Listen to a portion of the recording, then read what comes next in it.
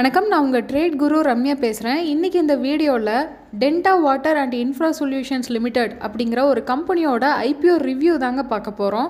இந்த ரிவ்யூவில் இந்த கம்பெனி என்ன பிஸ்னஸ் பண்ணுறாங்க, இந்த பிஸ்னஸ்க்கு ஸ்கோப் இருக்கா, இவங்களோட ஃபினான்ஷியல்ஸ் எப்படி இருக்குது, இந்த ஐபிஓ அப்ளை பண்ணலாமா வேண்டாமா அப்படிங்கிற முக்கியமான டீட்டெயில்ஸ் எல்லாமே இருக்குது. வீடியோ ஸ்கிப் பண்ணாமல் பாருங்கள். கண்டிப்பாக நம்ம சேனலை சப்ஸ்கிரைப் பண்ணிவிட்டு பாருங்கள். வாங்க வீடியோக்குள்ளே போகலாம். Denta water and infra solutions limited இந்த கம்பெனி வந்து பார்த்திங்கன்னா வாட்டர் மேனேஜ்மெண்ட் அண்ட் இன்ஃப்ராஸ்ட்ரக்சர் செக்டரை சேருங்க. ஏற்கனவே நம்ம ஷேர் மார்க்கெட்டில் இஎம்எஸ் லிமிடெட், வாடெக், வபாக் அப்படின்னு 2 கம்பெனிஸ் இருக்குது இதே செக்டரில். அதுக்கு காம்படிட்டர் தான் இந்த டென்டா கம்பெனி. ஸோ இந்த கம்பெனி என்ன தொழில் பண்ணுறாங்க அப்படின்னு பார்த்தீங்கன்னா, நீர் மேலாண்மை, கழிவுநீர் சுத்திகரிப்பு, நிலத்தடி நீரை மேம்படுத்துறது. எப்படி மேம்படுத்துகிறாங்கன்னா, வேஸ்ட் வாட்டர் மேனேஜ்மெண்ட் மூலமாக ரீசைக்ளிங் வந்து பண்ணுறாங்க. அதனால் கிரவுண்ட் வாட்டரை வந்து ரீசார்ஜ் பண்ணுறது, இந்த மாதிரியான கம்ப்ளீட்லி வாட்டர் அண்ட் அதுக்கு ரீசைக்ளிங்க்கு தேவைப்படுற இன்ஃப்ராஸ்ட்ரக்சர், இந்த மாதிரியான சர்வீஸ் பண்ணுற கம்பெனி தான் இவங்க. எஸ்பெஷலி பெங்களூரில் வந்து பார்த்திங்கன்னா ரூரலில் ஜல் ஜீவன் மிஷன்லேயும் இவங்க கான்ட்ரிபியூட் பண்ணியிருக்காங்க. 32 வாட்டர் மேனேஜ்மெண்ட் ப்ராஜெக்ட்ஸ் வந்து இது வரைக்கும் இவங்க சக்ஸஸ்ஃபுல்லாக முடிச்சிருக்காங்க. அதோட கான்ட்ராக்ட் வேல்யூ வந்து பார்த்திங்கன்னா 11,000 மில்லியன் ருப்பீஸில் இருக்குது. ஸோ இந்த பிஸ்னஸ் வந்து உங்களுக்கு நல்லா புரிஞ்சிருக்கும்னு நினைக்கிறேன். இது வந்து ஒரு நீர் மேலாண்மை நிறுவனம். கழிவுநீர் சுத்திகரிப்பு பண்ணுறது, நிலத்தடி நீரை வந்து அதிகப்படுத்துறது, இந்த மாதிரியான ஒரு பிஸ்னஸில் இருக்காங்க. ஸோ இந்த பிஸ்னஸ்க்கு ஸ்கோப் இருக்குதா அப்படின்னு நம்ம நெக்ஸ்ட்டு திங்க் பண்ணணும். இந்த பிஸ்னஸ்க்கு ஆப்வியஸாக நல்லா ஸ்கோப் இருக்குதுங்க. எப்படி சொல்கிறேன்னா, கிட்டத்தட்ட 2030 குளோபலாக வந்து பார்த்திங்கன்னா வாட்டர் ஷார்ட்டேஜ் கிட்டத்தட்ட 40% ஏற்படும்னு கணிச்சிருக்காங்க. சப்ளை டிமாண்ட் கேப்பு 40% வந்து குளோபலி இருக்கும் வாட்டருக்கு அப்படின்னு கணிச்சிருக்காங்க 2030.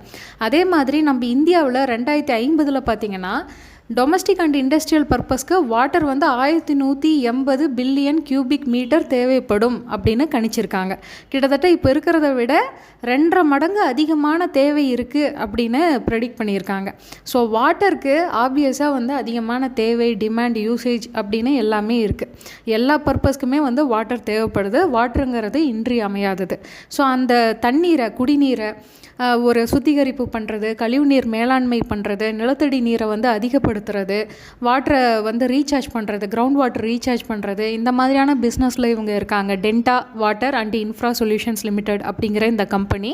ஸோ இந்த கம்பெனிக்கு ஆப்வியஸாக நல்ல ஸ்கோப் இருக்குது இவங்க பிஸ்னஸ்க்கு அப்படின்னு இதிலிருந்து நம்மளுக்கு புரிஞ்சிருக்கும். இன்ஃப்ரா சொல்யூஷன்ஸ் லிமிடெடோட ஃபினான்ஷியல் இன்ஃபர்மேஷன் நீங்கள் ஸ்க்ரீனில் பார்த்துக்கிட்டு இருக்கிறதுல asset, revenue, profit after tax, net worth, reserves and surplus எல்லாமே வந்து பார்த்திங்கன்னா வருஷத்துக்கு வருஷம் அதிகமாகிட்டே போயிட்டுருக்கும். அது ரொம்ப நல்ல விஷயம். இன்னொன்று, கடனே இல்லாமல் இருக்கிறது நல்ல கம்பெனி, பெஸ்ட்டுன்னு சொல்லலாம். பட் இங்கே கடன் இருக்குது, பட் கம்மியாகிட்டு தான் இருக்குது. நெட்வொர்த்தை விட கம்மியாக தான் இருக்குது, எவ்வளவோ கம்மியாக தான் இருக்குது. இப்போவே நம்ம வந்து அந்த கம்பெனியை கடன் இல்லாத கம்பெனினே நம்ம கன்சிடர் பண்ணலாம்.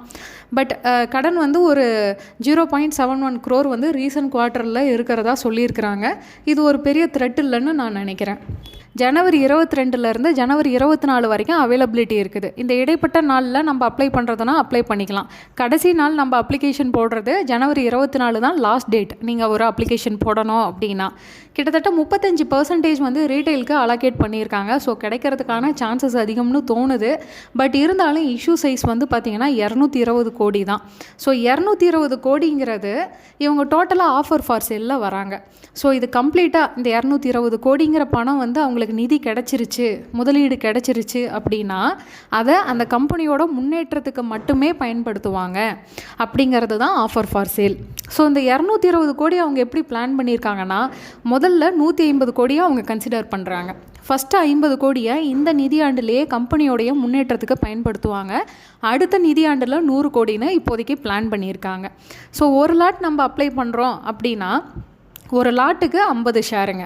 ஒரு ஷேரோட ரேட்டு 279 ரூபாயிலேருந்து 294 ரூபான்னு ஃபிக்ஸ் பண்ணியிருக்காங்க. மேக்ஸிமம் ப்ரைஸில் நீங்கள் அப்ளை பண்ணுறீங்க. இப்போ ஃபார் எக்ஸாம்பிள் 294 ரூபாய்க்கு ஒருத்தர் அப்ளை பண்ணுறாரு ஒரு லாட் அப்படின்னா கிட்டத்தட்ட அவருக்கு ஒரு 14,700 ரூபாய் தேவைப்படும். ரீட்டைல் கேட்டகரி வந்து மேக்ஸிமம் 13 லாட் வரைக்கும் அப்ளை பண்ணலாம். 13 லாட்டுனா 650 ஷேருங்க. 650 ஷேருக்கு வந்து 1,91,100 ரூபாய் தேவைப்படுது. இப்போ சப்போஸ் வந்து ஒருத்தங்க ஒரே ஒரு லாட் அப்ளை பண்ணுறாங்க, என்னென்னா இந்த 14,700 ரூபாய் அவங்களுடைய பேங்க் அக்கௌண்ட்டில் இருக்கணும். ஸோ இந்த பேங்க் அக்கௌண்ட்டில் இருக்கிற பணத்தை வந்து நீங்கள் அப்ளிகேஷன் போட்டதும் மேண்டட் ரிக்வெஸ்ட்லாம் அக்செப்ட் பண்ணிங்கன்னா அது ஃப்ரீஸ் ஆகியிருக்கும். ஸோ நம்மளுக்கு கிடச்சிருச்சா கிடைக்கலையாங்கிற ஸ்டேட்டஸ் தெரியற நாள் ஜனவரி 27.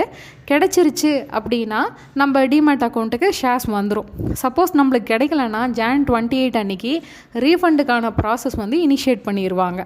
லிஸ்டிங் டேட் வந்து பார்த்திங்கன்னா ஜனவரி 29, அதாவது அடுத்த வாரம் புதன்கிழமை அன்னைக்கு பங்கு சந்தையில் இந்த நிறுவனம் பட்டியலாக போகுது. ஃபைனலி இந்த ஐபிஓ அப்ளை பண்ணலாமா வேண்டாமா அப்படின்னு முடிவெடுக்கிறதுக்கு முன்னாடி நான் இப்போ சொல்கிறது வந்து ஒரு எஜுகேஷ்னல் பர்பஸ்க்கானது. நீங்கள் டெசிஷன் எடுக்கிறதுக்கு முன்னாடி உங்களுடைய டெக்னிக்கல்ஸ் நல்லா செக் பண்ணிக்கோங்க. உங்களோட ஃபினான்ஷியல் அட்வைசர்கிட்ட கலந்து ஆலோசனை பண்ணிவிட்டு முடிவெடுங்க. இது என்னோட personal views for educational purpose. So நீங்கள் வந்து ஒரு அப்ளை பண்ணலான்னு டெசிஷன் எடுக்கிறீங்கன்னா நீங்கள் இன்வெஸ்டரா, சேஃப் ட்ரேடரா இல்லை ரிஸ்கி ட்ரேடரான்னு முதல்ல முடிவெடுக்கணும். இன்வெஸ்டர் அப்படின்னா மோர் தென் 1 இயர் வந்து நீங்கள் ஹோல்டிங் பண்ணுறதுக்கு ரெடியாக இருக்கிறவராக இருக்கணும். ஸோ இன்வெஸ்டராக இருந்தீங்கன்னா நீங்கள் டென்டா வாட்டர் ஐபிஓ மட்டும் ஃபண்டமெண்டலாக அனலைஸ் பண்ணிங்கன்னா பத்தாது. ஏற்கனவே மார்க்கெட்டில் லிஸ்ட் ஆகிருக்க இஎம்எஸ் லிமிடெட், வாட்டெக், வபாகோடைய ஃபண்டமெண்டல்ஸையும் நீங்கள் செக் பண்ணணும். ஸோ அப்படி செக் பண்ணி பார்க்கும்போது இஎம்எஸ் லிமிடெட் ஷேர் ப்ரைஸ் வந்து ஒரு 820 ரூபாய்கிட்ட இருக்குது. வபாகோடது 1480 ரூபாய்கிட்ட இருக்குது. ஸோ வந்து டென்டா வாட்டர் தான் சீப்புன்னு நினச்சிடாதீங்க. வேல்யூவேஷன் பாருங்கள். ஒரு இன்வெஸ்டர் வந்து கம்பல்சரி வேல்யூவேஷன் பார்க்கணும். அப்படி வேல்யூவேஷன் பார்த்தீங்கன்னா மோர் ஆர் லெஸ் 3 ஷேருமே ஃபண்டமெண்டலி ஈக்குவல் ப்ரைஸில் தான் இருக்காங்கன்னு உங்களுக்கு தெரிய வரும். நான் சப்போஸ் இன்வெஸ்ட்மெண்ட் பண்ணலாம்னு நான் டெசிஷன் எடுத்தேன்னா மேக்ஸிமம் இந்த கம்பெனி லிஸ்ட் ஆகி ஒரு 30லேருந்து 90 நாள் கழிச்சு இந்த ஷேருடைய ப்ரைஸ் என்னவா இருக்குதுன்னு பார்த்து அப்போ இருக்கிற வேல்யூவேஷன் தகுந்த மாதிரி தான் நான் டெசிஷன் எடுப்பேனே தவிர இப்போ நான் இன்வெஸ்ட்மெண்ட்டுக்கு இந்த கம்பெனியை ஐபிஓவில் அப்ளை பண்ண மாட்டேன். நான் ஒரு சேஃப் ட்ரேடர். வந்து நான் என்ன பண்ணலாம்னு இருக்கேன்னா இன்றைக்கி டெக்னிக்கல், அதாவது ஜனவரி 21 அன்றைக்கி நான் டெக்னிக்கல் செக் பண்ணதில் ஒரு ஷேருக்கு 140 ரூபாய் வரைக்கும் ப்ராஃபிட் கிடைக்க வாய்ப்பு இருக்குன்னு என்னோடய டெக்னிக்கல் சொல்லுது. பட் நாளைக்கு தான் ஐபிஓ ஓப்பன் ஆகுதுங்க. ஜனவரி 22லேருந்து 24 வரைக்கும் நம்மளுக்கு அவைலபிளாக இருக்க போகுது. ஜனவரி 29 அன்றைக்கி லிஸ்டிங் ஆக போகுது. இந்த Jan 22லேருந்து 29 வரைக்கும் நிஃப்டி மற்றும் ஓவரால் மார்க்கெட்டோடைய சென்டிமெண்ட்டை நான் அனலைஸ் பண்ணணும். ஸோ அப்படி அனலைஸ் பண்ணும்போது இன்றைக்கி பார்த்தீங்கன்னா Jan 21 அன்றைக்கி வந்து பார்த்திங்கன்னா நிஃப்டி வந்து க்ளோசிங்கில் 300 பாயிண்ட்டுக்கு மேலே நெகட்டிவ், சென்செக்ஸ் வந்து 1200 பாயிண்ட்டுக்கு மேலே நெகட்டிவ். ஸோ இதே பேரிஷ் சென்டிமெண்ட் கண்டினியூ ஆச்சுன்னா நம்மளோட லிஸ்டிங் கெயின் சஃபர் ஆகிறதுக்கு வாய்ப்பு இருக்குது. ஸோ அந்த ரிஸ்க் எடுக்கிறதுக்கு எனக்கு விருப்பம் இல்லை. அதனால் நான் என்ன பண்ணுவேன்னா Jan 29 வரைக்கும் மார்க்கெட் சென்டிமெண்ட் எப்படி இருக்கும்னு நான் டெக்னிக்கலாக அனலைஸ் பண்ணுவேன். ரெண்டாவது Jan 24 அன்றைக்கி எவ்வளோ ப்ராஃபிட் கிடைக்கிறதுக்கு வாய்ப்பு இருக்குதுன்னு ஐபிஓவுடைய டெக்னிக்கலாக அனலைஸ் பண்ணுவேன். இந்த 2 விஷயத்தையும் பார்த்துட்டு தான் நான் டெசிஷன் எடுப்பேன். Jan 24 அன்றைக்கி இந்த டென்டா வாட்டரோடைய ஒரு ஷேருக்கு அட்லீஸ்ட் 103 ரூபாய்க்கு மேலே ப்ராஃபிட் கிடைக்கும்னு என்னோடய ஐபிஓ டெக்னிக்கல் சொன்னிச்சுனாலோ நிஃப்டியோடைய சென்டிமெண்ட் வந்து ரொம்ப பேரிஷாக இருக்காதுன்னு எனக்கு ஒரு கான்ஃபிடென்ட் வந்துச்சுனாலோ நான் இதை அப்ளை பண்ணுவேன்.